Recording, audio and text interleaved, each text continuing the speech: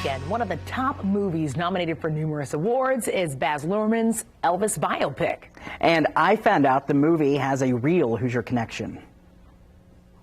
Butch Polston and his wife Kim own B&K Enterprises down in Charlestown, Indiana. And Butch is all Hoosier all the time. If I had my choice between being the President of the United States or the Governor of Indiana, I'd be Governor. Butch is also quite the Elvis fan, so much so that his whole business is built carrying on the King's image. We do these off of the original patterns. It all started in 1980 when his wife Kim asked one question, and it's a story you can't help falling in love with. We were engaged at the time, and she said, "Sweetheart, if you could have anything Elvis Presley owned, what would it be?" And I said, "Man, I'd love to have one of his jumpsuits." And she looked at me and said, "One of his jumpsuits? Why would you want somebody's old clothes?" And I said, "Well, they're pieces of art." Butch tried to track down an original Elvis jumpsuit, eventually finding one, but the guy wanted $50,000 for it back in 1978. Butch knew he couldn't afford that. Instead of spending time at the Heartbreak Hotel, he set on a different avenue, eventually meeting a woman at an Elvis convention in the early 1980s who sold him 4 blank jumpsuits. After Elvis died, all these tribute magazines come out everywhere. So I had a bunch of those with pictures, and I matched the studs up the best I could by pushing the studs and stones through with my finger and using a screwdriver to bend them over.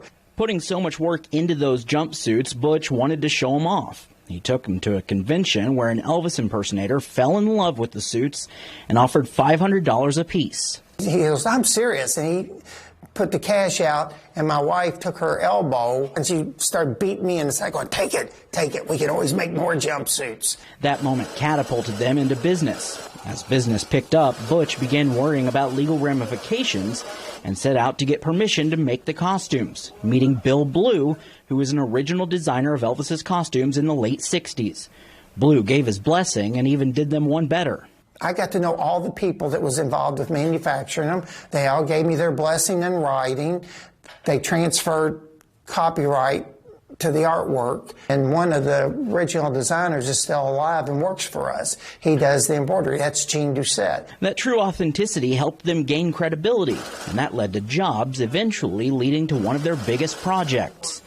If you've had the chance to see Baz Luhrmann's Elvis, suspicious minds might wonder how they managed to make those costumes look just like Elvis's jumpsuits. It was Butch and his team. Baz had said, this movie I made to be seen on the big screen. And he was absolutely 100% right, because it looks much better to see something that you worked on, boom, there on a big screen. Along with their seamstresses, they made many of the jewel-studded jumpsuits for the Oscar-nominated film. If you're all shook up, imagine how the production designer for the movie felt. She was shocked, too, when she came in here, and she goes, "You're in this little town." While Elvis is the biggest production Polston and his team have done, it's hardly the first. We've done 30 movies, 28 television things, plus we've done a lot of stuff for numerous entertainers. Butch knows construction worker turned professional Elvis costume designer is about as unlikely as it gets. But he says there must have been something that helped this small-town guy make clothes fit for a king. I feel Elvis Presley's presence all the time, and have ever since. It was almost like there was this guiding influence. I mean, I'm a kid from Indiana. I'm not in Hollywood. I'm not in New York. I'm not in the fashion capitals of the world, Paris. Something guided me to do this. Oh, my goodness. I tell you what, that's like 3 minutes. We talked for 2 hours.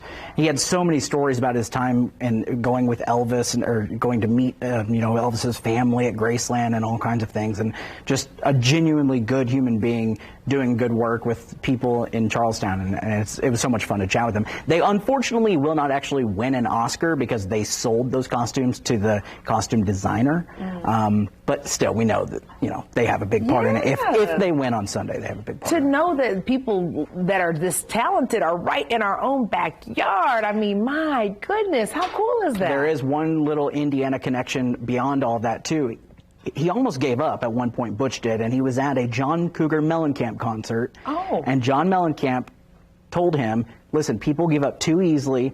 You got to keep fighting through and keep giving it your all, and that's what drove him to, yeah. Are you serious? Yeah. He's a huge Mellencamp fan, huge Elvis fan, obviously, as well, but just a fun story all around. Oh, my gosh. He's the type of person that you want to take to a party with you. Yes, for sure. And you're going to look good when you do it. Hello, y'all. Look, y'all already know how I feel about a power suit. We might need to make a couple calls.